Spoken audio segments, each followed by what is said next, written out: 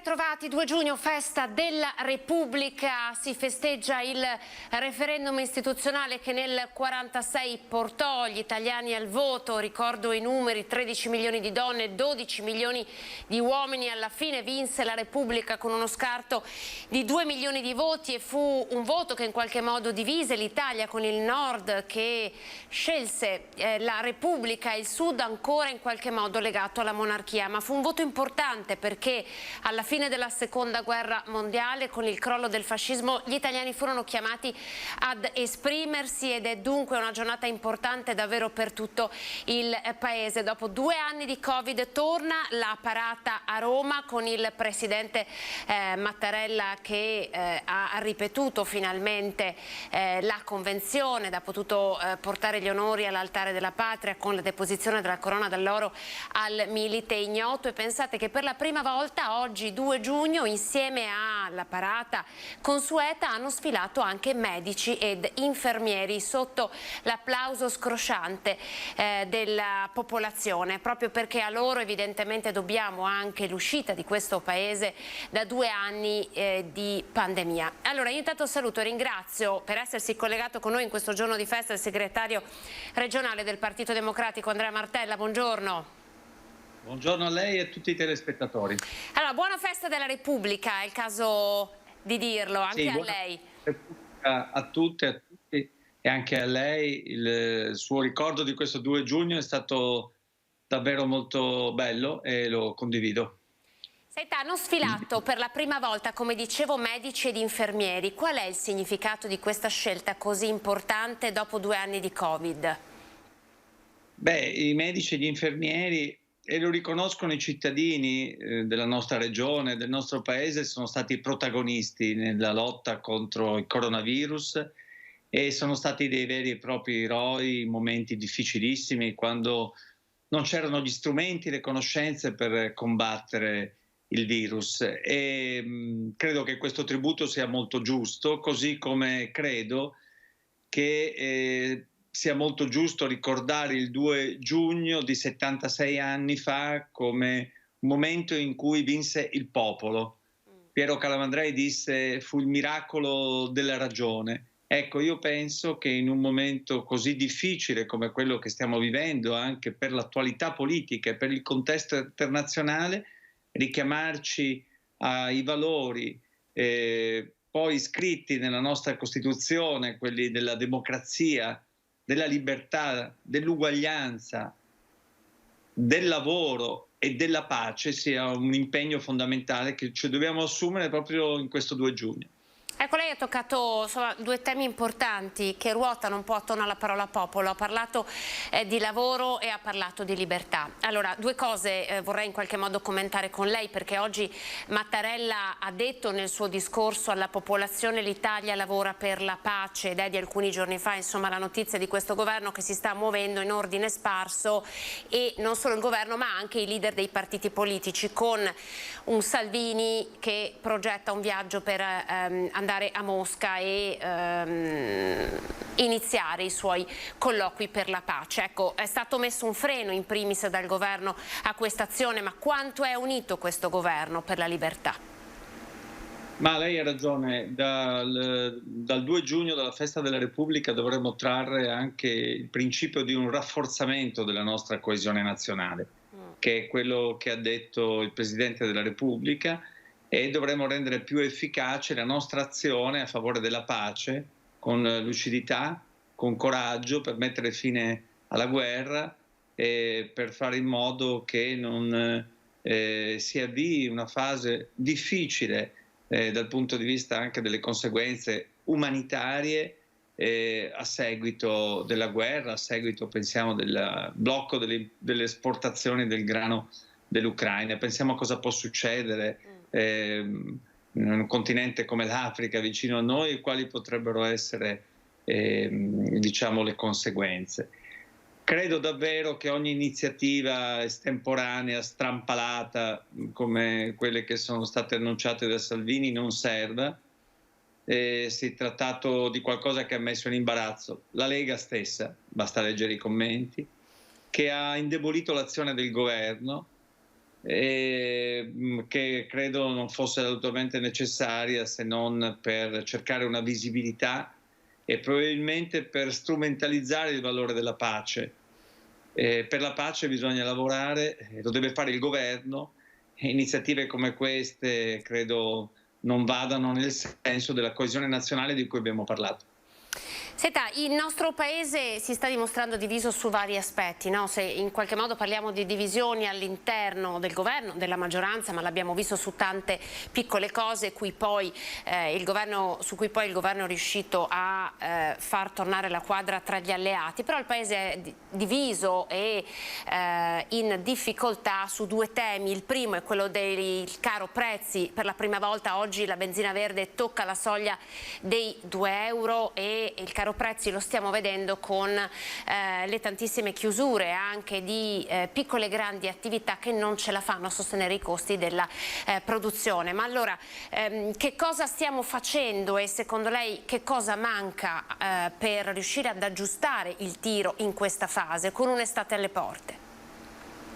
Beh, dobbiamo evitare che nel nostro paese possa partire una nuova fase di recessione economica che colpisca i lavoratori, le famiglie e le imprese. Purtroppo l'inflazione è aumentata e, come lei ha detto, c'è stato nel corso di questo periodo un aumento dei costi dell'energia e complessivamente un aumento del costo della vita.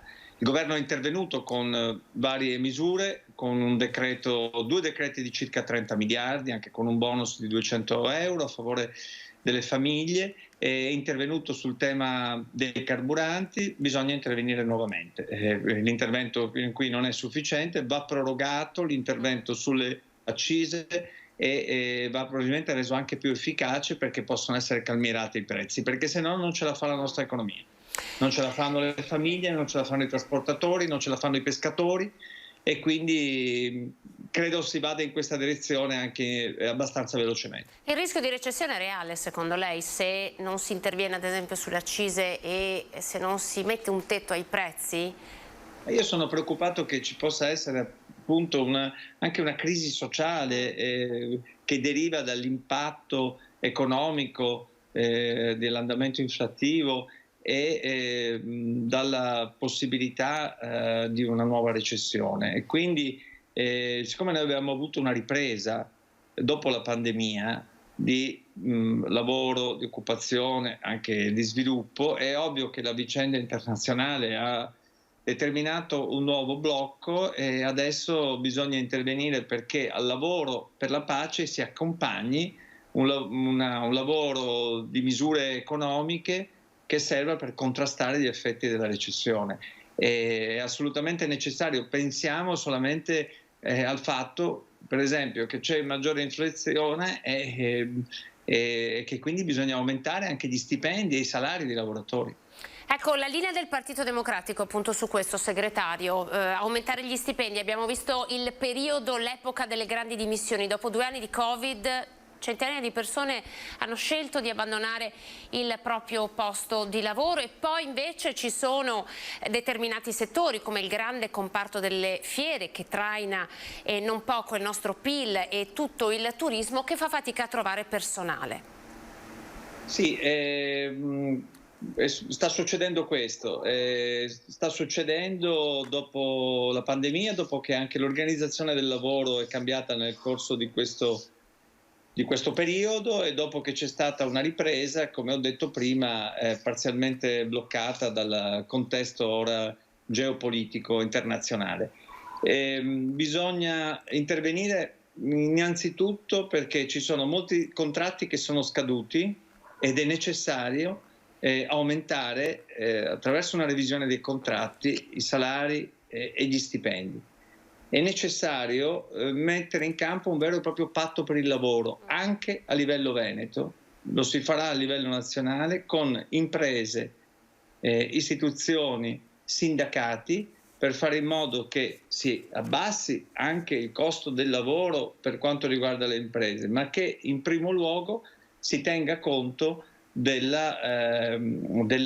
fatto che ci sono salari troppo bassi nella nostra regione, per esempio. Oggi basta vedere un po' di statistiche che sono state dette dall'INPS e noi siamo sotto la media nazionale. Esatto. Sotto la media nazionale di parecchio. Questo ci dice che è necessario un intervento urgente da questo punto di vista. Chiaro che bisogna aumentare la produttività ed è chiaro anche che bisogna affrontare la crisi del sistema turistico alberghiero, dove si fanno fatica a trovare prestazioni professionali ai lavoratori, con un aumento regolato dei flussi migratori. Lei per il salario minimo, segretario? Ma io penso che sia una misura giusta e molto dignitosa, che possa essere costruita a livello nazionale dentro una logica complessiva di accordo tra imprese e sindacati, facendo ognuno uno sforzo anche per rinunciare a qualcosa del proprio iniziale punto di vista per raggiungere un risultato di questo genere. In Germania è stato istituito.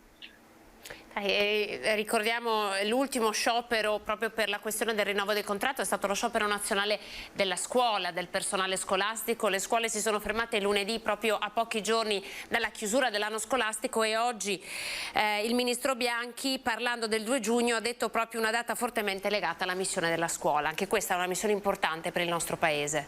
Sì, io penso che non vada sottovalutato un certo malessere che c'è all'interno della scuola. Sì.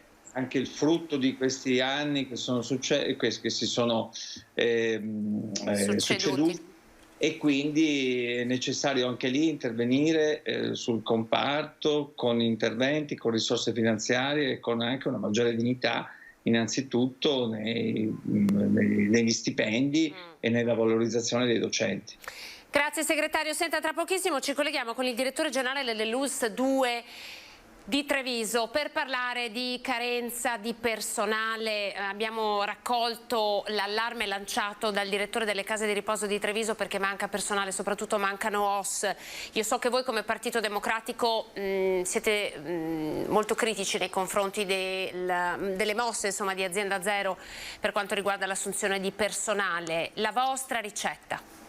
Ma non è che noi siamo molto critici, vorremmo fare in modo che la sanità del Veneto possa funzionare meglio a favore dei cittadini. Se pensiamo al tema delle libertà e dei diritti, anche questo è qualcosa che ha a che fare con i diritti delle persone, perché se andare in un pronto soccorso significa, per la carenza dei medici e del personale, dover rimanere ore e ore e ore e ore, questa è la lesione di un diritto dei cittadini. Se nel proprio comune, nella propria frazione non c'è più un medico di base, e questo è un problema molto grande che riguarda la vita quotidiana delle persone. Se per avere una visita specialistica bisogna attendere mesi e forse anni, bisogna intervenire urgentemente. Ecco, noi stiamo proponendo questo, dicendo la nostra è una sanità molto importante e io sono per la sanità e per tutte le professionalità che lì esistono, che riconosco come ho detto prima, ma questo non è il momento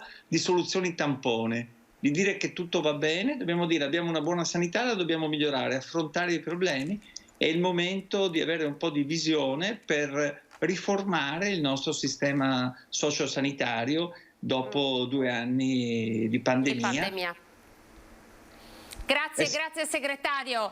Allora Grazie adesso passiamo la palla al direttore generale, vediamo, entriamo proprio nei reparti per cercare di capire, numeri alla mano, com'è la situazione. Grazie per essere stato con noi in questo giorno di festa. Buona festa della Repubblica anche a lei. Grazie, buongiorno. Arrivederci. Eccoci, allora vedo già collegato Francesco Benazzi, direttore generale dell'ULSS 2, una figura che in qualche modo è stata con noi in questi 2 anni in maniera importante e costante come punto di riferimento, perché sono stati 2 anni molto difficili. Direttore, volevo ricordarle che questa mattina a Roma hanno sfilato medici ed infermieri davanti al Presidente della Repubblica e questo è stato il 2 giugno. Immagino che insomma lei trovi questa scelta una scelta coraggiosa e intelligente. Sì, buongiorno a tutti, buongiorno a lei. Sì, certamente intelligente, perché è un riconoscimento che ovviamente la nostra Repubblica e il Presidente della Repubblica, che ringrazio, a nome veramente di tutto il mondo della sanità, ha voluto fare a chi è stato per 2 anni in prima linea, dando tutto, non avendo riposi se serviva, sabati, domeniche, quotidianamente, qualcuno lasciandoci anche la vita e qualche altro ammalandosi in modo anche pesante. Quindi credo che sia un giustissimo riconoscimento e ringrazio veramente per questo. Senta, a questo proposito, abbiamo chiuso il collegamento con il segretario Martella, il tema è quello di carenza di medici OSS, abbiamo anche raccolto un po' l'allarme del direttore Pavanna. A che punto siamo con la ricerca di personale? Guardi, allora dobbiamo intanto fare una premessa. Io credo che questi 2 anni di pandemia siano stati deflagranti per tanti motivi, non solo ovviamente per il morale delle persone che hanno lavorato in sanità, per il morale delle persone che hanno dovuto aspettare di essere visitate, perché ovviamente c'era un decreto del Presidente del Consiglio dei Ministri che vietava l'ingresso negli ospedali. Giustamente, chiaramente, perché il rischio di contagi, il rischio di portare oltretutto il Covid all'interno degli ospedali era altissimo dopo quello che era successo nella prima ondata, quindi scelta decisamente correttissima, quindi dove ovviamente sia chi era fuori e evitava di entrare in pronto soccorso perché poteva rischiare eccetera e aveva paura dei contagi, per chi era in prima linea a supportare chi era contagiato e quindi per aiutare questi è stato un momento difficilissimo. Lo voglio ricordare perché purtroppo sempre, di solito, è normale, è umano, abbiamo sempre la memoria corta. Ci dimentichiamo che ci sono stati 2 anni di pandemia. Come ci dimentichiamo, lo dico, che i contratti collettivi sono nazionali. Quindi se effettivamente la pandemia ha portato tanti medici, tanti infermieri, tanti operatori della sanità ad uscire ovviamente, se potevano, grazie alla Fornero, grazie a quota 100, ad uscire dal mondo della sanità perché stanchi, perché ovviamente colpiti anche magari dal Covid. Tanti altri hanno deciso di fare altre scelte anche perché i contratti collettivi nazionali della sanità sono i più bassi del mondo e sicuramente tra i più bassi d'Europa. Non lo dico io, lo dice l'OCSE del 2021. I medici italiani lordi prendono circa 50-55 mila euro, i medici tedeschi 80 mila, per non dire dei medici olandesi che arrivano a 200 mila euro l'anno. Quindi capisce che c'è evidentemente un divario. La professione anche medica, che porta ad avere tanto impegno, ovviamente tanta empatia, giustamente, ma soprattutto tante ore, senza contare le ore di straordinario che si fanno, perché è un mestiere, lo sappiamo, quando uno entra e decide di fare un mestiere dove deve donarsi all'altro, deve anche capire che non deve fare le 38 ore come marcare il cartellino, ma deve farne 40, 45 perché è così, perché i pazienti hanno bisogno di una presenza, hanno bisogno di una presenza costante. Però ecco, sono i più sottopagati d'Europa e forse qualche riflessione a livello nazionale, e giustamente se l'ha detto il segretario regionale Martella, ha ragione, a livello nazionale il Ministero prima delle finanze e poi della salute qualche riflessione sui contratti collettivi nazionali nuovi la devono fare, anche per attirare nuovi medici, perché vede, adesso abbiamo aperto posti di specialità, programmazione deludente gli anni scorsi, sono tanti anni che si dice che non bastavano i medici specialisti, bisognava allargare le maglie della specialità, adesso le hanno allargate, ma nonostante questo, che ci siano tanti posti, chi aderisce a fare per esempio il pronto soccorsista e sono il 70%, perché gli altri, siccome è un mestiere difficile, non lo vogliono fare. Allora credo che anche su questo qualche riflessione, appunto, e ritorno sul discorso dei contratti, quindi di come dire, certe specialità che sono in prima linea, che rischiano sia dal punto di vista medico-legale che dal punto di vista anche ovviamente del rapporto con l'utente, perché giustamente l'utente magari ha aspettato 2 anni, è stanco, va in pronto soccorso, vuole risposte immediate, c'è la carenza di medici per una cattiva programmazione, abbiamo quindi il medico è stanco da 2 anni di Covid, quindi qualche volta abbiamo reazioni inconsulte anche da parte del cittadino. Magari e quindi anche non basta, giustamente il direttore le dice, non basta chiamarli eroi, no? Bisogna anche dare giusto valore anche economico alla professione, proprio perché in ballo c'è l'empatia, ma ci sono anche delle grandi responsabilità. Per quanto riguarda Sì, mi dica. Mi permetta, proprio Prego. faccio un appello. Avete la fortuna di avere una persona importante che ha parlato prima di me, la faccio a lui come la faccio a tutta la classe politica nazionale.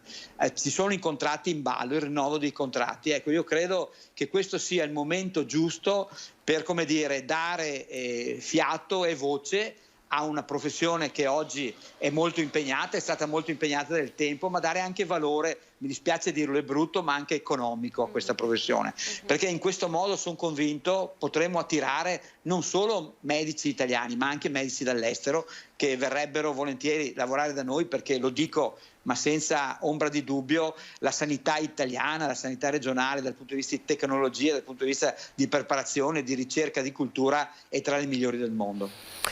Senta direttore, stiamo andando verso la fine delle restrizioni, abbiamo passato la fatidica data del 1° giugno, poi dal 15 giugno sarà una sorta di liberi tutti, arriva l'estate. Che sensazione ha lei addosso da uomo che insomma è ancora dentro i reparti? Guardi, allora è una consolazione, la campagna vaccinale che il Ministero ha voluto, che la Regione ha voluto, è stata importante. Noi oggi la quarta dose la fanno in pochi, purtroppo, che sarebbero le persone più fragili. Abbiamo solo il 6,9% di persone che lo fanno e noi continuiamo a dire dovete fare la terza dose perché i fragili, gli over 80, ecco, potrebbero essere a rischio. Ma devo dire che una copertura vaccinale con 2 dosi ormai abbiamo il 94,8% della popolazione che l'ha fatta. La popolazione che non è a rischio quindi è coperta, prova ne sia che chi prende ovviamente la variante, l'Omicron 2, ha avuto raffreddori, qualche un po' di febbricola, ma poi la cosa è finita là, non è arrivata in ospedale. Adesso è arrivato anche il caldo, e lo dico per fortuna che ci aiuta ovviamente nella riduzione della diffusione. Il nostro R con T è 0,40, che vuol dire che i ricoveri stanno calando, che vuol dire che la gente non va più in ospedale. Difatti abbiamo solo 40 persone in ospedale, di cui la maggior parte oggi è ricoverata nel Covid Hospital di Vittorio Veneto, che resterà, diciamo, come un nucleo, perché ovviamente è dimostrato anche l'anno scorso qualche ricovero l'abbiamo avuto. Ma quello che è positivo, ecco, sono il calo sostanzialmente delle persone che sono positive, perché ormai siamo intorno a 200 su 100.000 abitanti. Le ricordo che nel picco supereravamo i 1000, 1500, 2000, quindi decisamente noi ci auguriamo che questo diventi endemico, come un raffreddore, come un'influenza. Quindi lei non teme una recrudescenza dei contagi alla luce, insomma, delle libertà che di fatto ci saranno a partire dal 15 di giugno? Ma sicuramente qualche caso lo avremo. Io faccio un ultimo appello e vi ringrazio per darmi questa grande possibilità. Voi siete stati veramente fantastici, perché siete stati una cassa di risonanza straordinaria per le persone, per la gente, per far passare un messaggio positivo. Ecco, scusate se utilizzo questo spazio, le chiedo una cortesia. Prego. Ecco, i fragili, gli over 80, fragili, e le persone che hanno patologie importanti riconosciute, tipo patologie ematologiche, oncologiche, eccetera, devono fare la quarta dose. La quarta dose li protegge e non andranno in ospedale. Ecco, questa è l'unica vera preoccupazione. Sul resto sono decisamente tranquilli. Accesso libero, tra l'altro, direttore, quindi per chi volesse, ovviamente prenotazione, ma mi pare di capire che avete dato disponibilità piena anche appunto per la quarta dose. Assolutamente sì, accesso libero. Se lo dico, siamo d'accordo con i sindaci, noi lavoriamo con i sindaci in modo straordinario, è una rete favoloso. Io ringrazio la dottoressa Roma, ma tutti i sindaci, perché i sindaci poi sono a esposizione. Se ci sono delle realtà che vogliono che noi ci spostiamo col camper, lo abbiamo già fatto, purché la gente si vaccini, lo facciamo. Ecco, quindi se c'è qualche realtà che ci dice noi abbiamo un gruppo di over 80, abbiamo un gruppo di... noi ci spostiamo col camper, di sabato alla domenica, non abbiamo problemi, l'abbiamo fatto. L'importante è che la gente che è a rischio si vaccini. In ultima battuta, a proposito di vaccinazione, lei intanto come siamo come numeri per i casi di vaiolo delle scimmie? Lei ritiene che se dovesse aumentare il numero dei casi riscontrati possa essere necessario un richiamo della vaccinazione? Guardi, all'oggi no, i casi sono sporadici, sono un po' a Padova, in un'altra provincia, e la regione ormai ha una rete di controllo che è straordinaria, una cosiddetta rete di medici sentinella, per cui di ospedali sentinella.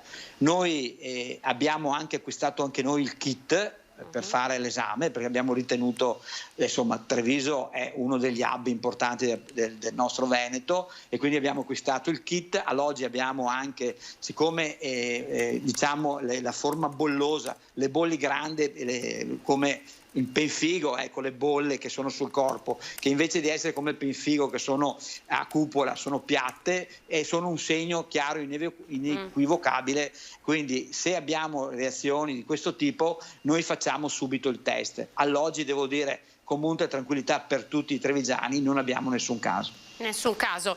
Ricordiamo ancora una cosa invece, direttore, che è una notizia diciamo delle ultime ore, che i punti tampone nei festivi in qualche modo si riducono, rimane il grande punto della dogana a servizio per i festivi, dunque la domenica e ad esempio della giornata di oggi per tutta la popolazione della Marca. Sì, abbiamo deciso di fare questo perché oggi stiamo facendo 300-400 tamponi al giorno, pochissimi.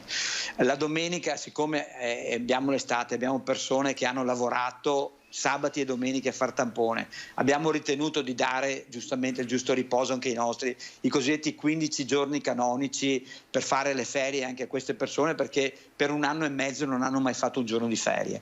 Quindi credo che era doveroso, anche perché, come giustamente lei ha detto, sono calati, e abbiamo lasciato un punto hub dove le persone, se hanno un ragionevole dubbio di avere un sintomo, possono andare. E ricordo, esistono anche i pronti soccorso, perché noi i punti tamponi, i pronti soccorso li manteniamo, e quindi voglio dire, le persone che hanno sintomatologia importante hanno anche quella strada. Ecco, ha fatto benissimo a ricordare questo. Noi anche con insomma il suo intervento in questa giornata di festa per tutti abbiamo voluto far tornare alla memoria, no? Cose che potremmo dimenticare troppo in fretta, come dice lei. A volte si dimentica, parlando del punto della dogana, ricordiamo noi le lunghe file, le code per i tamponi, insomma, quindi anche il grande lavoro incessante dei suoi uomini, e raccontarlo oggi è importante anche per non dimenticare, per renderci conto di tutto il cammino che è stato fatto come cittadini e ovviamente come sistema sanitario.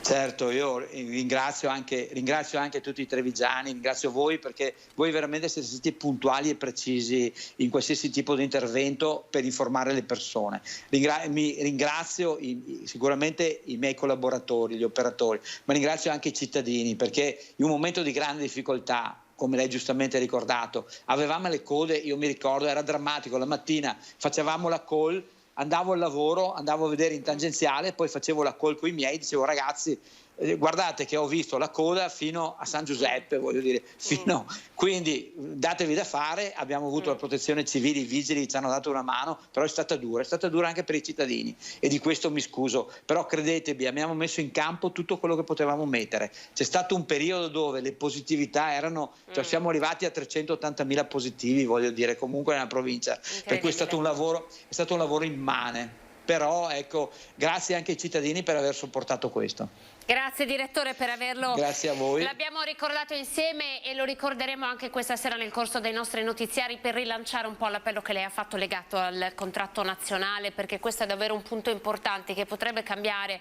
davvero il corso delle cose, della situazione. Grazie direttore Venanzi. Grazie a voi e buona giornata, grazie. Arrivederci, arrivederci.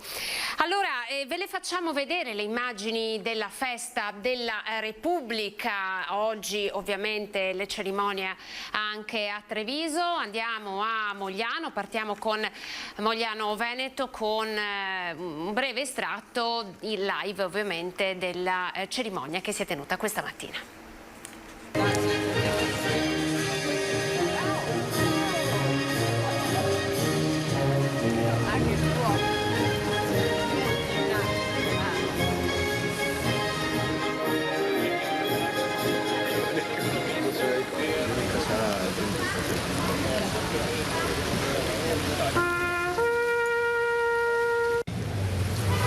Oggi è un giorno di festa.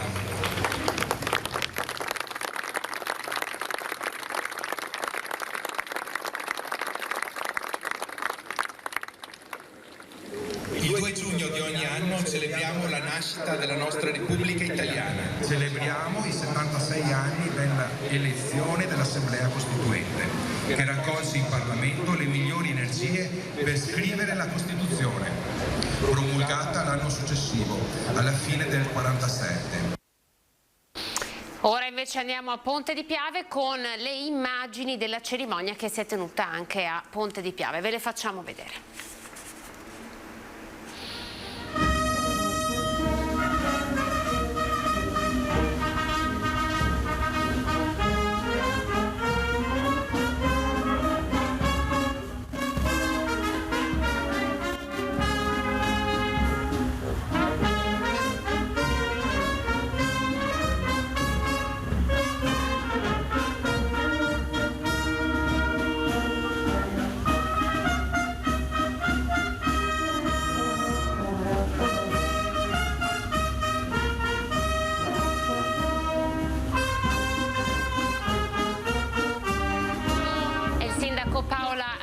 Che avete visto, nonché presidente della conferenza dei sindaci dell'ULSS 2, che davvero poco fa il direttore generale Francesco Benazzi ha voluto ringraziare per il grande lavoro svolto di coordinamento tra i sindaci di tutti i comuni per la gestione di questi 2 anni di pandemia. Allora vi abbiamo fatto vedere anche queste immagini, ora ci fermiamo, andiamo in pubblicità, poi tra pochissimo dovremo avere in collegamento con noi il nostro Lucio Zanato, perché oggi è stata inaugurata la nuova piazza tanto attesa a Pieve di Soligo, e poi altre notizie di cronaca tra poco.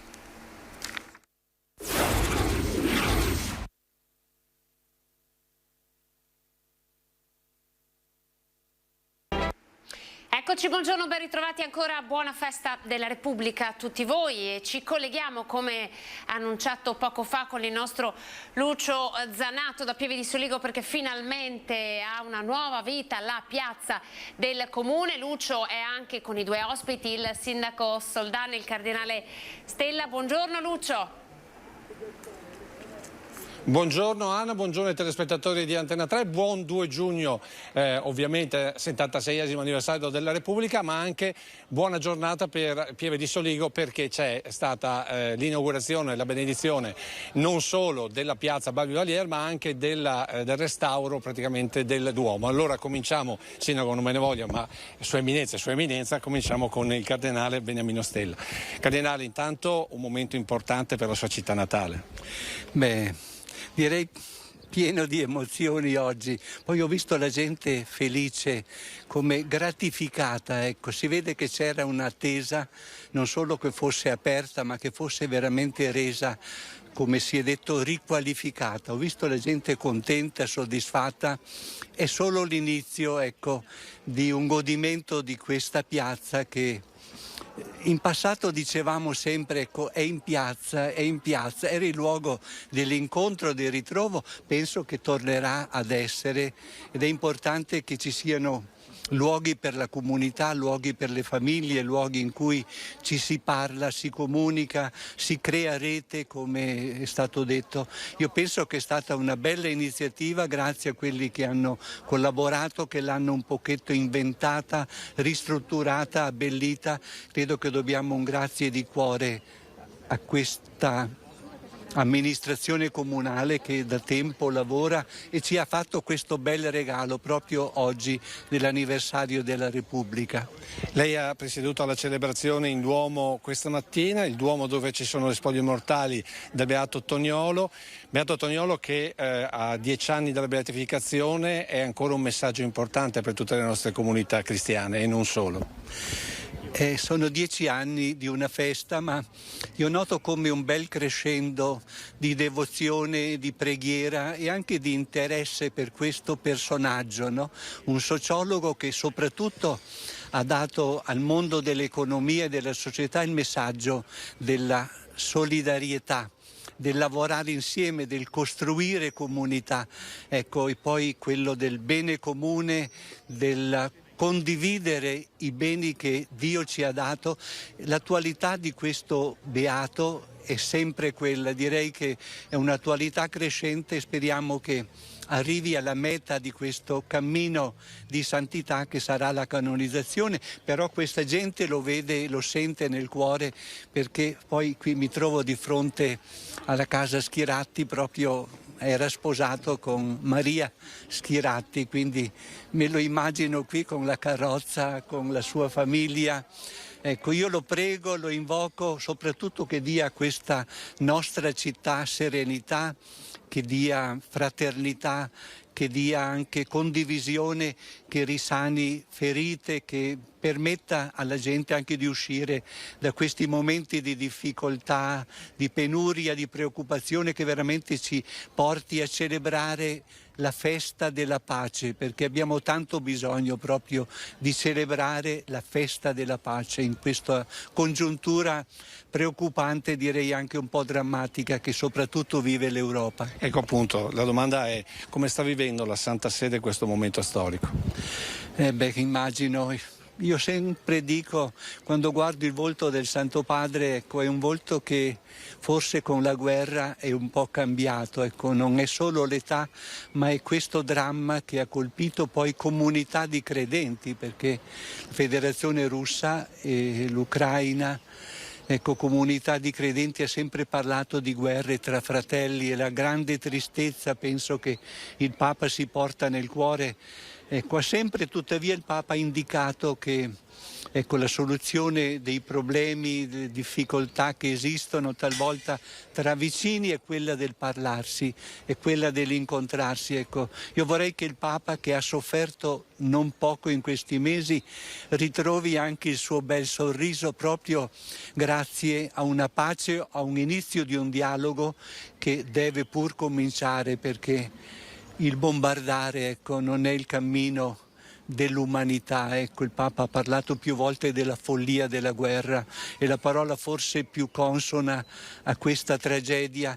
Vorrei che il Papa tornasse a sorridere, proprio perché finalmente si guarda, ecco, una prospettiva seria, realista e concreta di pace. Appunto, la pace deve passare per forza attraverso la comunicazione, attraverso il dialogo, e la piazza, lei lo diceva nel corso della sua omelia, e il giorno di festa sono gli inizi del dialogo. La piazza, il parlarsi, l'incontrarsi, ecco, nascono un po' i progetti, nascono le relazioni.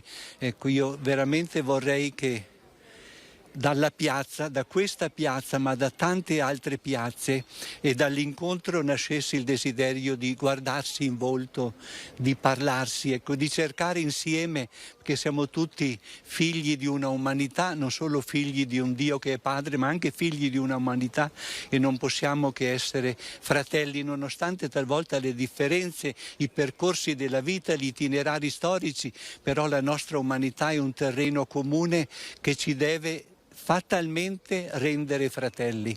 Grazie del messaggio, Eminenza. E adesso siamo invece con il Sindaco.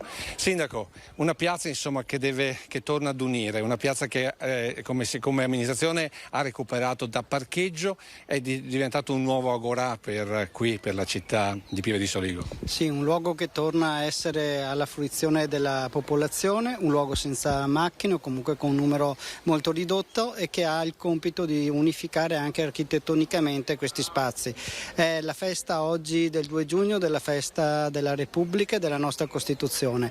L'articolo 1 recita che la nostra Costituzione, la nostra Repubblica è fondata sul lavoro, e oggi ne stiamo dando testimonianza con questa inaugurazione di un'opera che ha portato tanto lavoro, come lo è stato con il Duomo di Pieve di Soligo. Due tasselli importanti di un'iniziativa che sta andando avanti anche nel recupero delle altre chiese, di altri luoghi, di altri palazzi come quello a mio fianco, che vede veramente un territorio impegnato a curare il proprio patrimonio storico-artistico, ad ammodernarlo dove serve e a guardare il futuro.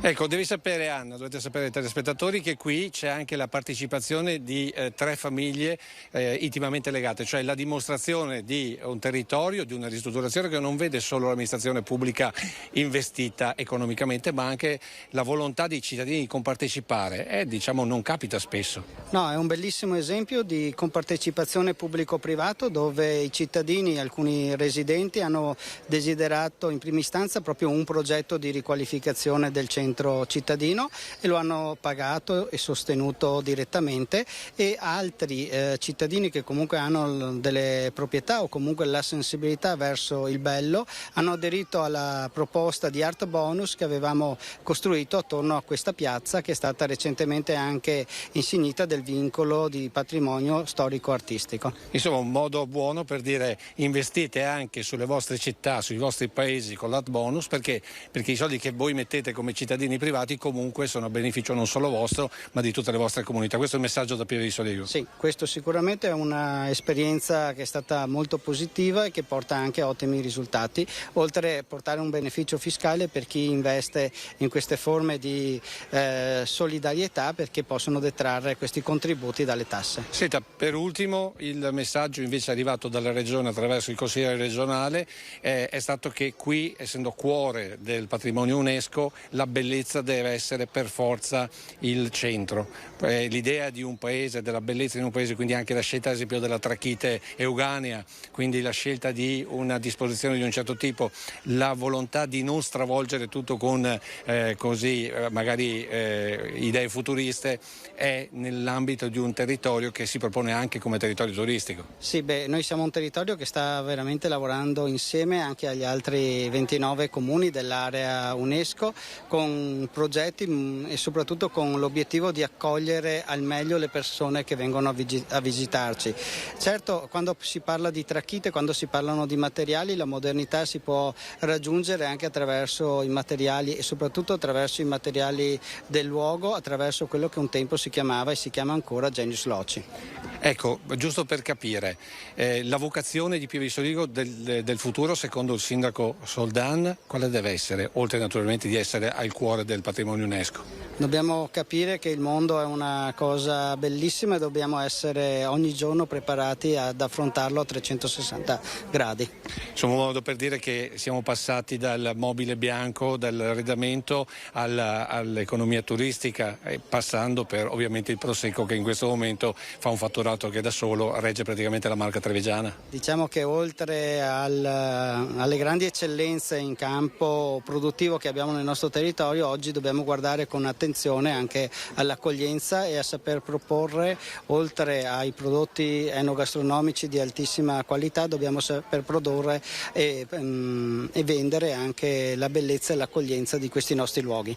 Ecco, Sindaco, un attimo, volevo sentire da Anna se ci sono domande in studio, se no io ho anche una sorpresa per tutti i telespettatori. Anna, hai domande in studio? Non abbiamo domande, ma siamo anche noi in attesa della sorpresa, Lucio.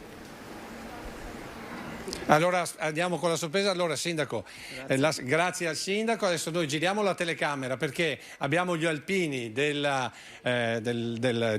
Conegliano che chiuderanno questo nostro collegamento in diretta dalla piazza nuova di Pieve di Soligo con un pezzo che è la nostra storia, cioè l'inno del Piave.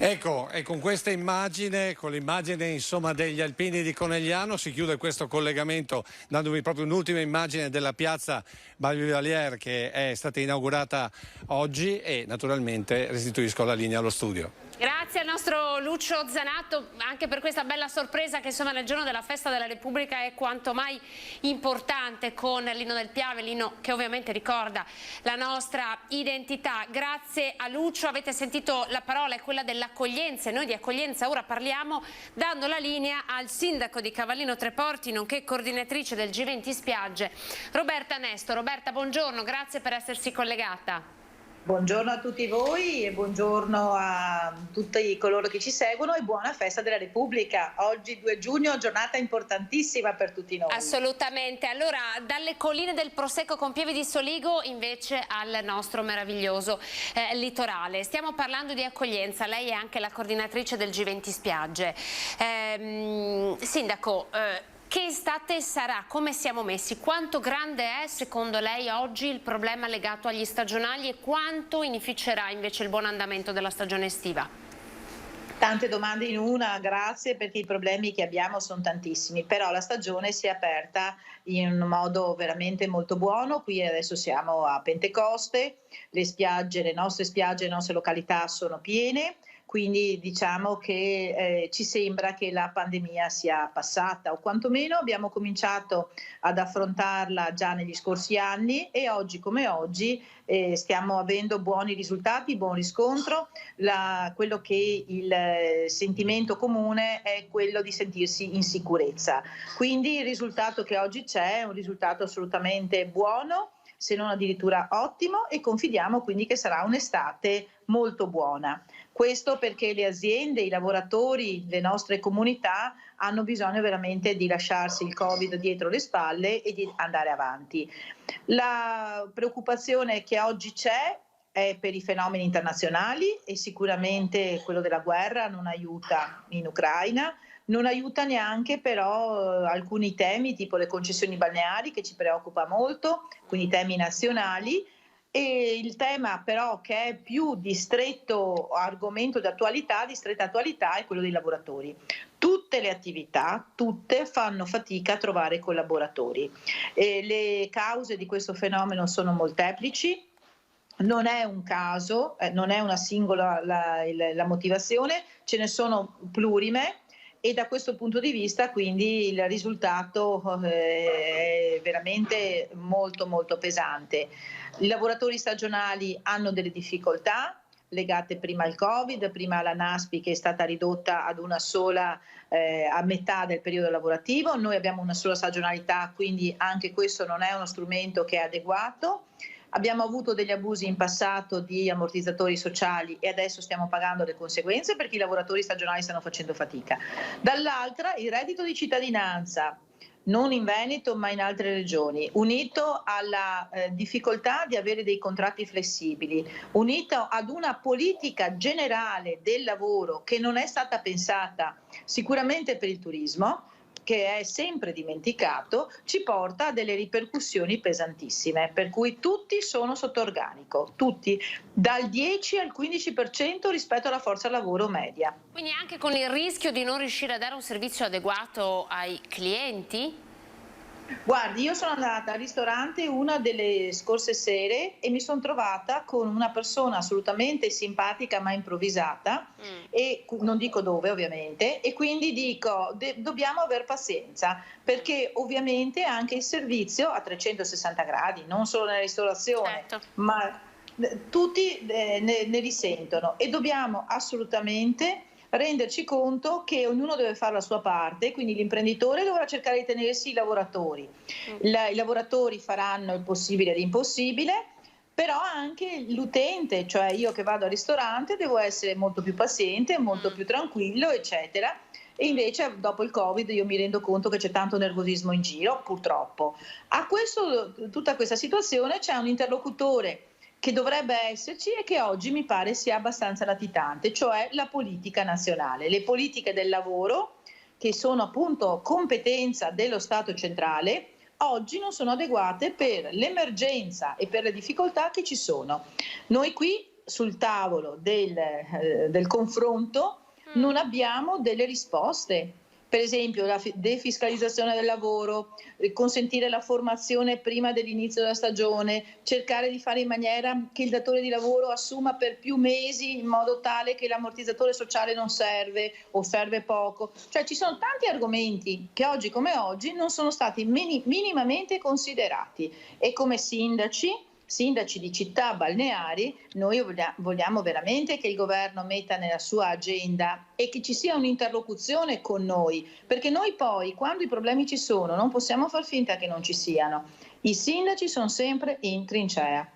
Senta, Sindaco, tra l'altro è stato interessante vedere come anche la maggioranza in qualche modo è caduta sulla questione delle concessioni balneari, perché hanno trovato un accordo, ma questo accordo in realtà che cosa dice? Cioè sono stati stabiliti gli indennizzi? Ancora no, serviranno dei decreti legislativi. Che cosa chiedono chi insomma, ha avuto in appalto per tanti anni le concessioni e quali sono le paure delle persone con cui lei ha parlato?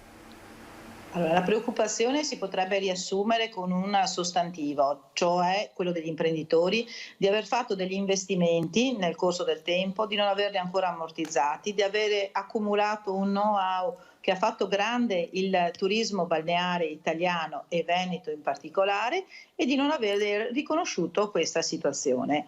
Per cui se da una parte il principio che la Comunità Europea ha sancito, cioè quello previsto dalla Bolkestein, è un principio che capiamo, possiamo anche condividerlo a livello astratto, bisogna poi declinarlo nella situazione concreta del nostro Paese. Quindi questa è la preoccupazione dei lavoratori, degli imprenditori. Poi c'è la preoccupazione del mondo del lavoro che ancora non percepisce ma che potrebbe trovarsi veramente a non aver più garantito dei posti di lavoro. E poi c'è la terza categoria, quella dei sindaci che hanno una preoccupazione ancora più generalizzata, cioè che i sindaci sommano le preoccupazioni per gli imprenditori, le preoccupazioni per i lavoratori a quella del sindaco, cioè io il prossimo periodo, quindi non prossimo anno di sicuro, ma giù di lì, avremo la difficoltà di vedere garantite le aperture dei servizi, perché se non ci saranno le concessioni e soprattutto se non ci saranno regole chiare non saremo in grado di dare le concessioni e quindi i servizi non ci saranno nelle nostre spiagge. È uno scenario drammatico che preoccupa molto e peraltro invece a Roma, ancora una volta, vedo che c'è una grande a parole condivisione, dall'altra però non c'è la consapevolezza che rinviando i termini poi non ci saranno i tempi per i comuni per fare le procedure di evidenza pubblica. Invece noi come comuni della Costa Veneta ci stiamo attrezzando, stiamo cercando di fare un percorso che amministrativamente sia corretto, in sintonia con Regione Veneto e quindi cerchiamo di in qualche modo tamponare alcuni aspetti. Però senza una legge nazionale, la legge regionale c'è, è molto buona e ben fatta, però se ci manca la legge nazionale facciamo tanta fatica. Sindaco, tra l'altro, a sentirla parlare, Sindaco, sembra quasi che serva l'autonomia anche in questo, no? Ad esempio per il tema delle concessioni balneari, proprio perché una legge regionale c'è, forse qui potremmo tornare a parlare di autonomia. Allora, sarebbe auspicabile che ci fosse una consapevolezza veramente importante a Roma di o si delegano le regioni o si prendono dei provvedimenti seri. Rinviare facendo una legge delega, che è una legge che dà 6 mesi al governo per stabilire i principi, non dicendo nulla oggi, rinviando di altri 6 mesi, e per poi lasciare il tempo alle procedure di evidenza pubblica dopo, vuol dire essere fuori la deadline sancita dalle sentenze del Consiglio di Stato in adunanza plenaria. Quindi noi ci troviamo veramente tra l'incudine e il martello come comuni. Ci troviamo da una parte le esigenze territoriali del turismo, del lavoro, ovviamente di fornire i servizi, dall'altra una norma che non c'è, oppure c'è solo parzialmente, che non è chiara, quando invece come sindaci noi sappiamo anche che cosa c'è, quali sono le necessità dei nostri territori, quindi la risposta dell'autonomia potrebbe essere una buona risposta, o quantomeno una legge quadro e poi una competenza regionale. Però credo che qui ci sia poca consapevolezza che stiamo giocando con il fuoco e non si deve scherzare, insomma. Senta, parliamo di prezzi, Sindaco. Che cosa risponde a chi dice il tema delle concessioni balneari è stato affrontato perché è necessario per un DDL concorrenza, ma per una forma di concorrenza in generale, nel senso che anche per abbassare i prezzi e aumentare la competitività forse è il caso di rimettere in gioco tutte le assegnazioni. Sono davvero così alti i prezzi quest'anno? I prezzi di che cosa? Dei servizi? Lei dice, scusi? Dei servizi, allora, sì. Guardi, io credo che chi fa queste affermazioni non abbia la consapevolezza di quello che è la gestione delle nostre spiagge, del nostro demanio, ma anche delle attività turistiche in generale. Allora, il costo del lavoro, l'attrezzatura, tutta una serie di componenti, quindi lo Stato italiano, per quanto riguarda il demanio, ha dato molto spesso un suolo libero sul cui le aziende poi hanno costruito le proprie attività e anche i manufatti che poi vengono comunque incamerati dallo Stato. Allora io dico, se eventualmente il canone dovesse essere troppo basso si può sempre ritoccare e lo Stato lo potrebbe fare, però quello che mi permetto di dire è che deve esserci un ragionamento molto attento, perché le leve sono molteplici e quindi bisogna stare attenti di non andare fuori mercato, e ci sono località in Europa e non solo in Europa che veramente hanno prezzi concorrenziali. Oltretutto con il Covid noi abbiamo avuto un generale aumento dei costi di produzione, dei costi di reperimento delle materie, dei costi della sanificazione, dei costi a 360 gradi. Quindi questo ragionamento sui prezzi io starei molto attenta, perché ritengo, per quello che è il mio osservatorio, che non ci siano stati aumenti e potrebbe essere assolutamente con un tavolo tecnico molto attentamente valutato. Sì, sono d'accordo che questa potrebbe essere assolutamente la soluzione, perché è necessario, come giustamente dice lei, avere un punto di vista più ampio, no? Rispetto al classico i prezzi sono troppo alti, punto. Cioè c'è da fare una riflessione più a 360 gradi. Senta, come ha visto questa mattina? Ci sono state lunghe code verso il mare, molti gli accessi in giornata per questa giornata di festa? Allora, io so che oggi è una giornata di festa e sono stata impegnata con le cerimonie del 2 giugno e quindi non mi sono mossa da Cavallino Treporti, con mia grande soddisfazione, mi capita raramente, e quindi ho solo un osservatorio molto locale. Le entrate a Cavallino Treporti per il fine settimana sono state notevoli. Noi abbiamo pochi pendolari, so che a Jesolo c'è stata molta più affluenza di pendolari, però diciamo che complessivamente il ricettivo mi sta comunicando di essere verso una situazione di quasi pieno, insomma, quindi siamo veramente molto, ma anche altre spiagge sono un po' nella situazione di Cavallino, quindi da questo punto di vista siamo soddisfatti di questo inizio di stagione. Se il buongiorno si vede dal mattino è un buongiorno, e speriamo che lo sia. E siamo in piena stagione. Grazie Sindaco Roberta Nesto. Grazie a lei per essere stata in nostra compagnia, per aver toccato in maniera così puntuale dei temi così delicati, davvero. Grazie, arrivederci. Grazie.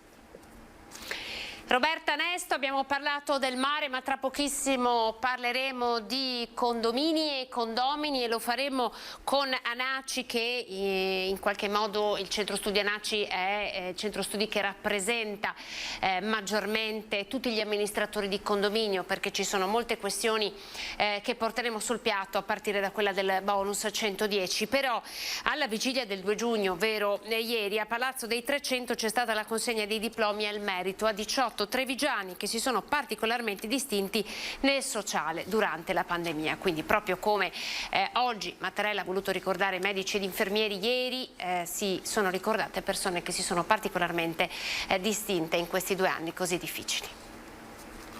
Il piave mormorava calmo e placido al passaggio dei primi fatti il 24 maggio. Nel salone Salone dei 300 il tenore Francesco Grollo intona la leggenda del Piave al termine della cerimonia di consegna dei diplomi dell'Ordine al Merito della Repubblica Italiana a 17 cittadini della provincia di Treviso, a cui si aggiunge un'onorificenza pontificia di Cavaliere dell'Ordine Equestre del Santo Sepolcro di Gerusalemme. C'era stata una raccomandazione della Presidenza della Repubblica, della Presidenza del Consiglio di premiare quelle persone appartenenti al campo sociosanitario che si sono particolarmente impegnate nella cura delle persone, nell'affrontare le pandemie, negli ospedali, nelle RSA nel mondo del volontariato, e quindi era giusto oggi che fossero date le onorificenze con particolare enfasi a queste persone. Faccio i miei complimenti a tutti gli insigniti che da oggi si fanno carico di una responsabilità in più, oltre che di un'onorificenza, che è quella di essere un trainanti, un simbolo, un esempio per la comunità, per le attuali e future generazioni, perché abbiamo bisogno di buoni esempi nella nostra vita, soprattutto in un periodo di ripartenza come quello post-pandemico che stiamo vivendo. Tra i premiati alla vigilia della Festa della Repubblica il presidente della cooperativa sociale Quadrifoglio Tullio Giacomini, la poetessa Giustina Menegazzi Barcati, l'ex assessore di Cassugana Yvonne Tordini, ora presidente del gruppo anziani. Trovarsi a 90 anni Cavaliere della Repubblica, con tutti i miei trascorsi fatti qua dentro da un'altra parte, è un grande piacere. Tanti i volti, le storie, comune a tutti il grande impegno nelle rispettive comunità e nel proprio ambito di lavoro. Un riconoscimento tutto tondo di un percorso fatto che da un lato sorprende perché non me l'aspettavo, però gratifica sicuramente molto. Sono 30 anni nella Marina Militare, quindi in particolare per questi ultimo periodo, insomma, è stato diciamo, riconosciuto un servizio peculiare del quale sono molto orgoglioso, e sono anche molto orgoglioso di essere coneglianese doc. Allora, chiudiamo in qualche modo la pagina che ci ha ricordato che oggi è la Festa della Repubblica. Siamo partiti con il ricordarvi l'importanza di questa giornata, che cosa accade nel 1946 quando 13 milioni di donne e 12 milioni di uomini andarono al voto e vinse la Repubblica contro la monarchia con uno scarto, pensate, di soli 2000 voti, e in qualche modo l'Italia si divise con il nord che voleva la Repubblica e il sud ancora in qualche modo legato alla monarchia. Abbiamo toccato varie tematiche collegandoci anche con il direttore generale dell'ULSS 2 Francesco Benazzi, perché oggi, pensate, dopo 2 anni di silenzio alla parata, questa volta hanno sfilato anche medici ed infermieri, figure professionali così importanti durante questi 2 anni. Adesso invece tocchiamo un altro tema e vi presento gli ospiti che sono in studio con me. Partiamo dall'avvocato Monica Marcon del Centro Studi ANACI, Associazione Nazionale che riunisce gli amministratori di condominio. Buongiorno avvocato. Buongiorno. Grazie per essere con noi. E poi abbiamo il ragionier Maurizio Ceschin, presidente ANACI Treviso, quindi siamo nel trevigiano. Buongiorno. Esatto, buongiorno. In collegamento con noi abbiamo il consulente legale UPPI, l'associazione che riunisce i piccoli proprietari, Simone Voltarelle. Buongiorno. Buongiorno avvocato. Buongiorno a tutti, buongiorno per l'invito. Insomma, avete visto, è un parterre d'eccezione, perché vi faccio vedere la locandina. Tra pochissimo, ovvero venerdì 10 di giugno, ci sarà un incontro molto importante legato alla riforma del condominio. Il sottotitolo, guardate, è interessante: nuovi problemi, vecchie questioni. La prima tra tutte sicuramente è stata creata dal bonus 110%, di cui ormai praticamente parliamo da un anno, e che tra rinvii e proroghe e vari decreti ha cambiato le carte in tavola diverse volte, mettendo così in difficoltà anche gli amministratori di condominio che stanno lavorando a questo. Ma non c'è soltanto questo problema. Avvocato, partirei da lei. Perché è così difficile? Perché quando parliamo di condomini torniamo a parlare di problemi nonostante ci sia stata una riforma che ormai è datata 10 anni fa? Ma vede, l'evento è stato pensato proprio a distanza di 10 anni dalla riforma del condominio, e gli eventi recenti, pandemia e superbonus, sono stati solo l'occasione per ripensare a vecchie problematiche.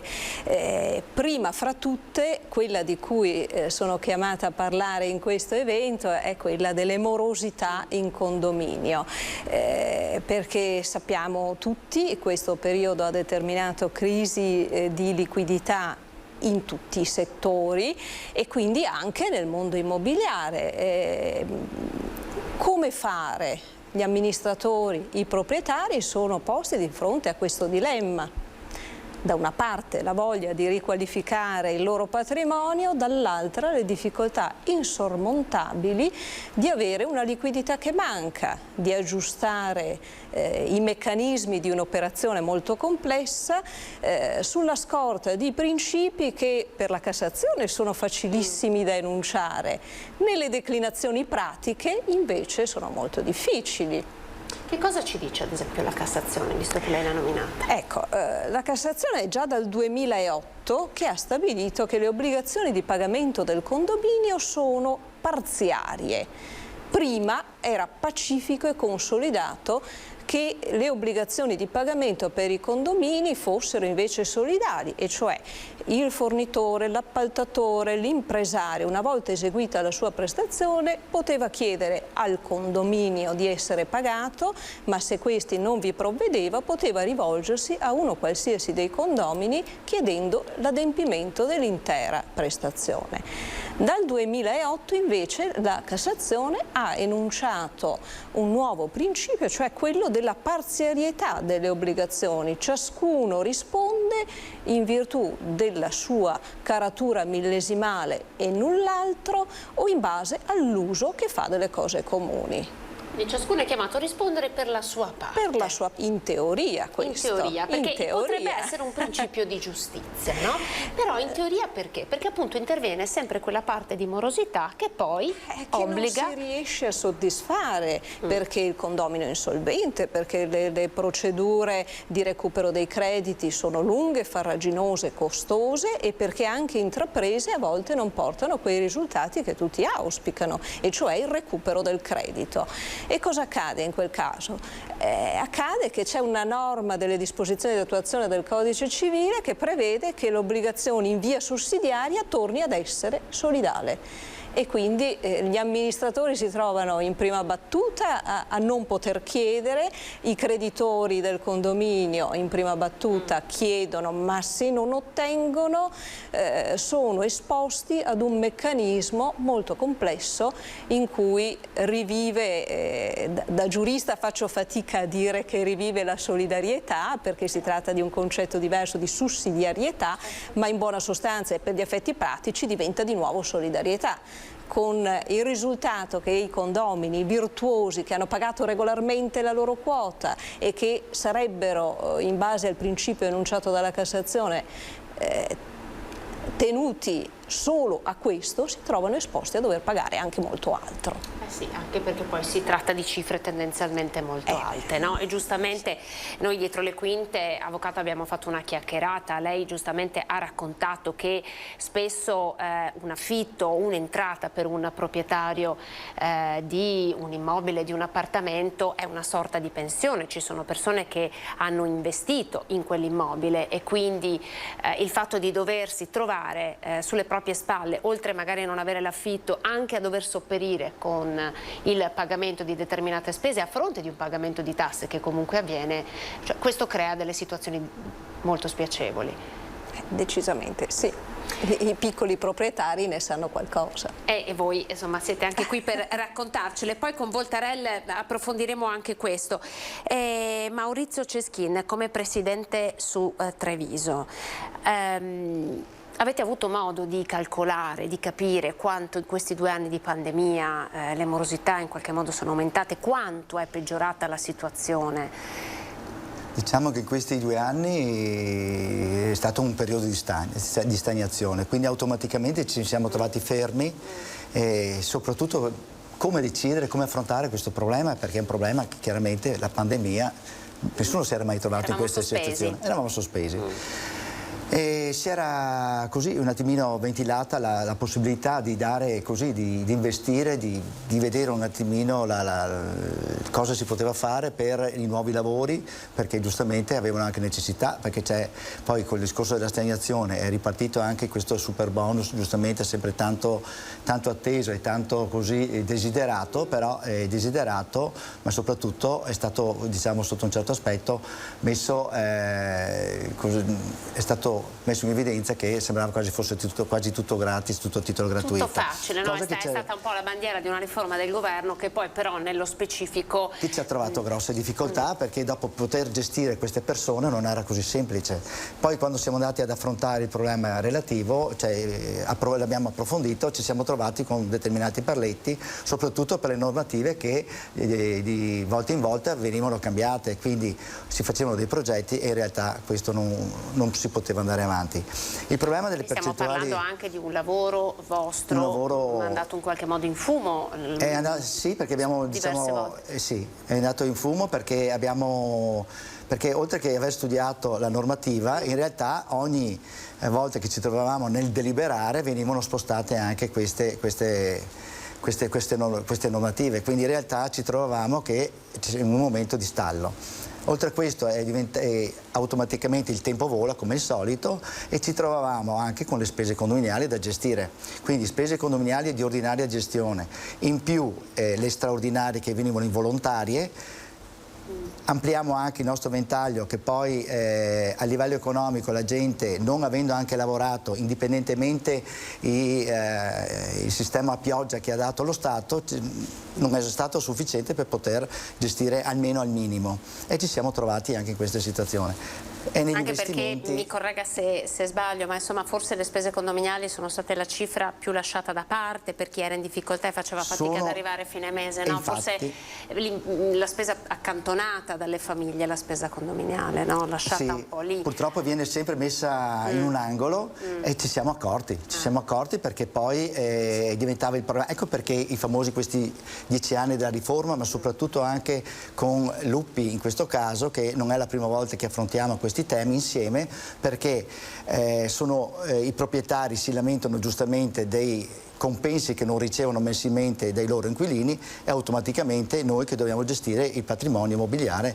che i proprietari ci tengono perché è un investimento e deve essere anche mantenuto in un modo decoroso. Poi il bonus 110 era anche un modo per valorizzare il patrimonio, però c'è stato un momento in cui c'è stata proprio la difficoltà di trovare le imprese che fornivano il servizio con l'aumento dei costi delle materie prime, cioè nel calderone in qualche modo è finito tutto e voi vi siete ritrovati a dover soddisfare le richieste ovviamente di questi proprietari che eventualmente volevano accedere a questo bonus, trovandovi però impossibilitati a farlo. Infatti abbiamo avuto una pressione non indifferente, soprattutto il primo periodo non ne parliamo perché veramente penso che il telefono squillasse ogni 3 secondi per non dire ogni uno e poi un po' alla volta la gente ha iniziato a capire anche le problematiche che andavamo ad affrontare. Molto è questo, il problema è che come abbiamo detto le spese sono salite sia per quanto riguarda le spese ordinarie che per le spese straordinarie. Dopo per chiudere il cerchio sono arrivate anche le famose utenze, le famose bollette che noi ci stiamo ritrovando in cifre paurose che tra l'altro il condomino intelligente riesce anche a capire, ma chi ha avuto modo, ma diciamo che tutti quanti per poco o tanto hanno assaggiato nelle proprie case le bollette che sono arrivate, quindi automaticamente il peso è diventato ancora maggiore. Sperando che la situazione si vada a risolvere nel migliore dei modi, però non vediamo luce in questo caso, in questo momento. Allora chiediamo proprio a Simone Voltarel che è collegato con noi, consulente legale UPI, l'Unione dei Piccoli Proprietari. Buongiorno Simone, allora ovviamente il peso di questo bonus 110 è ricaduto anche su di voi con la voglia di poter valorizzare i piccoli proprietari, poter valorizzare i propri immobili, ma le difficoltà che poi questo bonus in qualche modo ha presentato nel corso degli anni. Ma allora che cosa abbiamo capito di questo bonus, che cosa è realmente fattibile? Ma allora sì, grazie perché la domanda è assolutamente pertinente e non solo il super bonus 110 ma anche il bonus facciate che era al 90% fino al 31 di dicembre dell'anno scorso e dal 1 gennaio di quest'anno è passato al 60%, è stato un bonus che è stato ampiamente sfruttato da parte dei piccoli proprietari o comunque dei proprietari immobiliari. Il problema è dato dal fatto che dietro a uno scopo assolutamente pregevole che era quello di rilanciare il patrimonio edilizio nazionale e in questa maniera anche rilanciare un settore economico che negli anni era stato pesantemente sacrificato, nell'attuare questo tentativo di rilancio si è appesantita la disciplina in maniera tale da renderla praticamente inapplicabile. Mi riferisco al fatto che ci sono numerosissimi passaggi e numerosissimi adempimenti da svolgere sia in fase preliminare dei lavori, sia durante l'esecuzione degli stessi, sia soprattutto a valle una volta eseguiti. E non mi riferisco solo e soltanto all'aspetto della verifica del superamento delle 2 classi energetiche che rende meritevole l'accesso al sistema del 110, ma mi riferisco anche a tutta una serie di adempimenti di natura più burocratica, chiamiamola così, della verifica del rispetto dei costi, dello svolgimento dei lavori, della verifica del rispetto dei costi dei materiali, della verifica del rispetto della regolarità urbanistica ed edilizia, che sono tutti passaggi necessari per evitare che ci sia un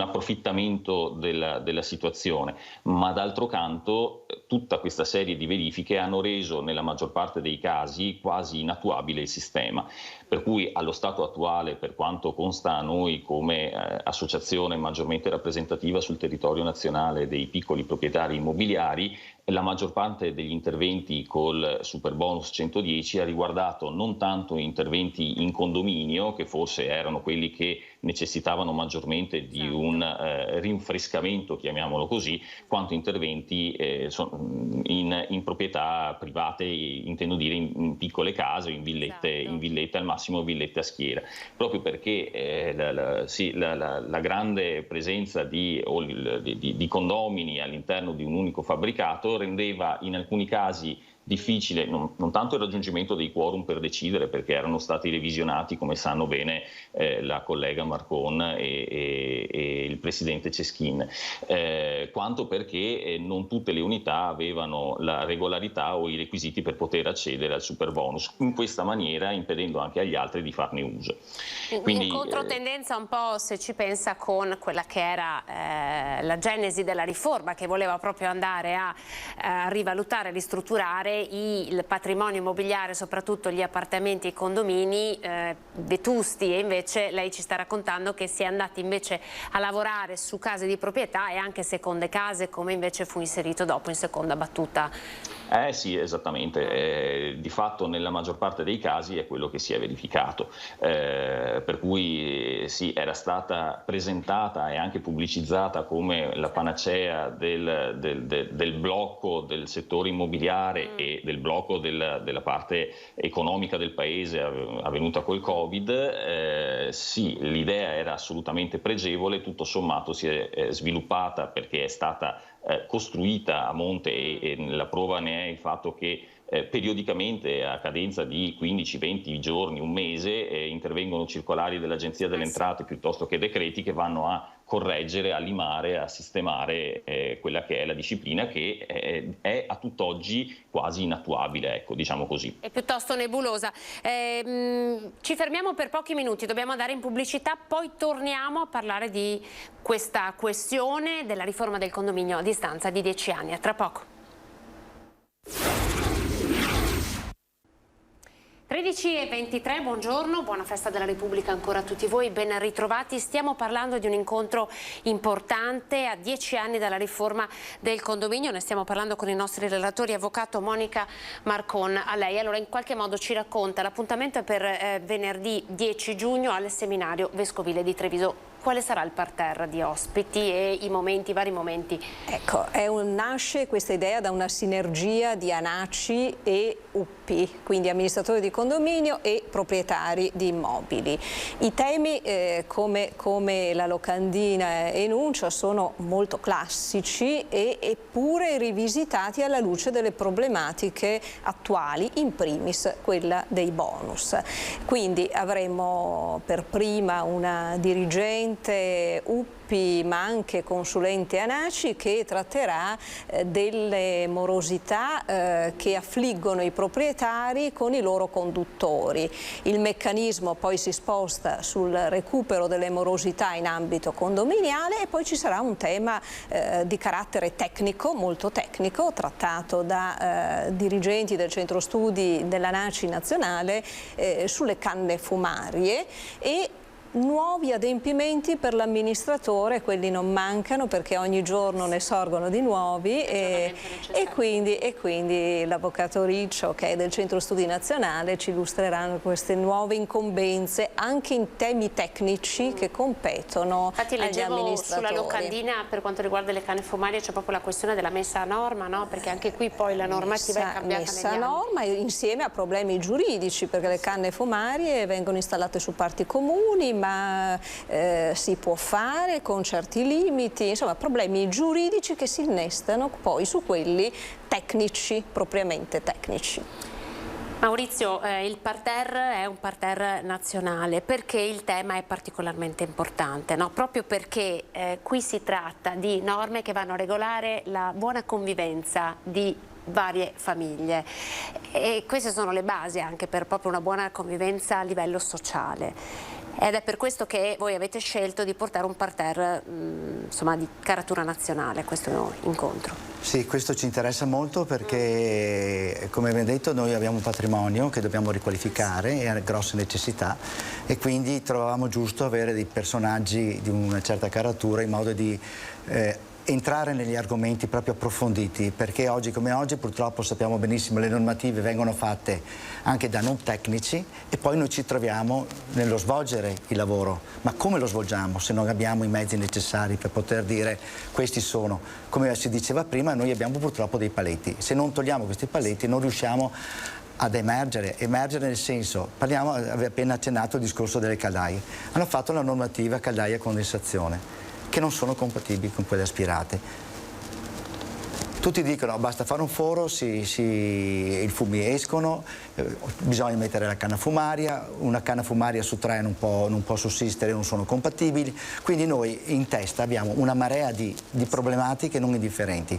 Ecco perché giustamente a 10 anni dalla riforma volevamo fare così una carrellata, ma riassumere un po' tutte le problematiche che avevamo vecchie, come diceva giustamente l'avvocato Marcon, che grazie anche del supporto non indifferente che sta dando sempre, in particolar modo per ANACI Treviso, che fa parte del centro studi, e quindi essere tranquilli quando noi andiamo a parlare con i nostri condomini, ma soprattutto con i nostri proprietari, perché i proprietari devono aver fiducia nelle persone in cui noi, in realtà noi siamo una macchina che dobbiamo gestire il patrimonio, è un patrimonio che è una macchina che è grossa, quindi proviamo a pensare anche adesso, no, in un'ottica di sostenibilità e di transazione energetica si parla anche di comunità energetiche e da qui si è partiti anche a ragionare sui condomini, sull'installazione di impianti fotovoltaici per la gestione, la suddivisione, no, dell'energia, poterla anche vendere, quindi avere un rientro anche qui, avvocato. Saranno gatte da pelare. Allora, con la sensibilità che è propria di chi tratta quotidianamente questi temi, effettivamente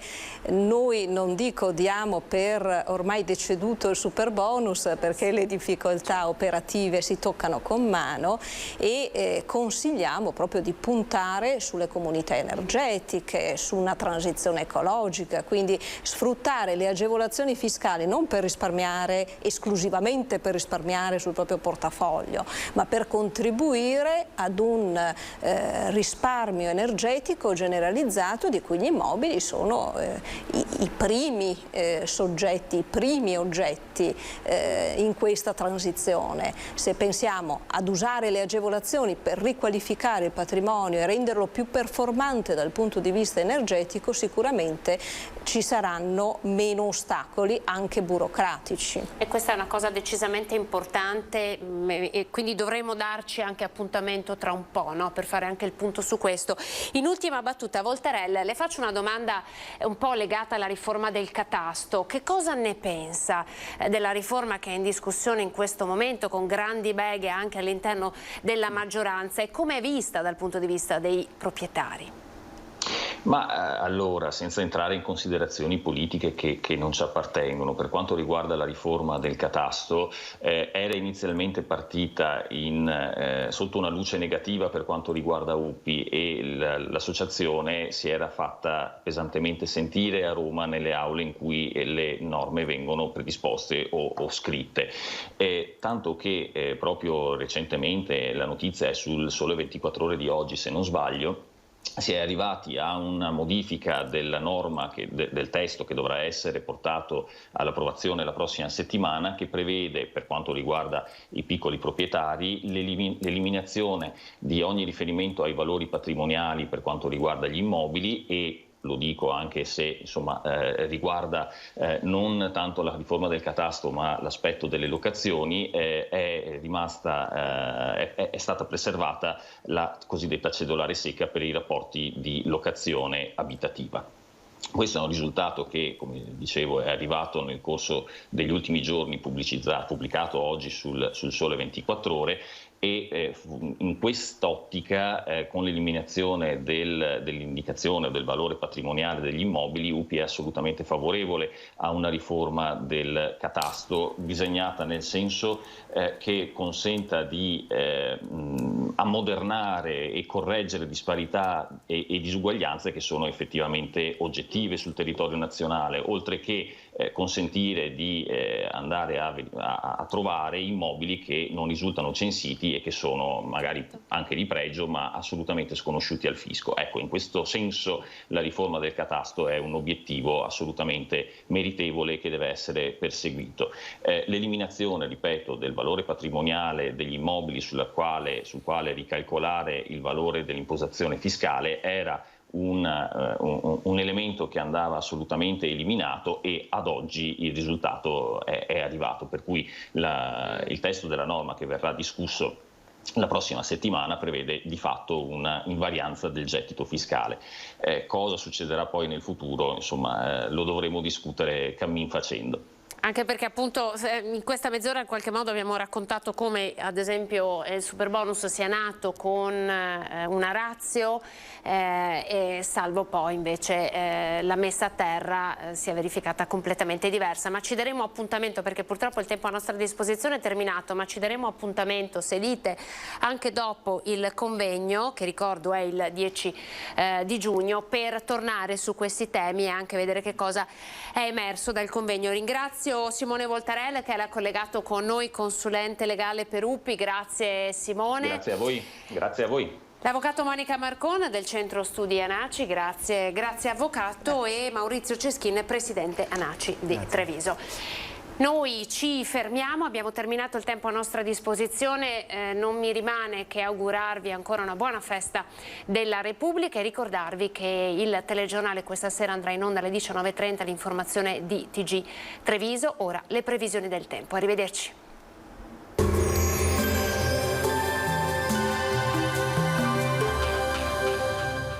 Cooperativa Agricola Volpago. Da noi trovi la carne fresca di prima qualità, genuina e salutare per il tuo benessere. Ci trovi a Volpago del Montello, Pieve del Grappa e Trebaseleghe.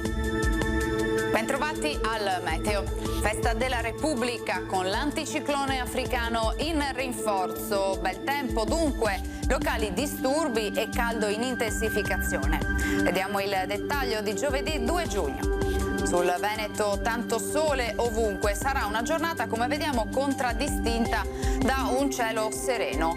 Al pomeriggio sui rilievi consueti annuvolamenti accompagnati anche da qualche temporale che potrebbe sconfinare poi fin verso la pianura. Temperature in aumento, minime tra 16 e 20 gradi, massime comprese invece tra i 25 e i 32 gradi all'incirca. Ci spostiamo ora sul Friuli Venezia Giulia, il cielo sarà terso e limpido. Anche in questo caso sui monti dal pomeriggio leggera variabilità con qualche rovescio. Temperature minime sui 19-22 gradi, massime sui 28-30 gradi. Infine diamo uno sguardo al Trentino Alto Adige, dove sarà soleggiato, quantomeno inizialmente, a seguire locali acquazzoni a carattere sparso. Temperature minime intorno ai 17-19 gradi, massime sui 29. Dal meteo per ora è tutto, vi auguro un buon proseguimento in compagnia di Antenna 3.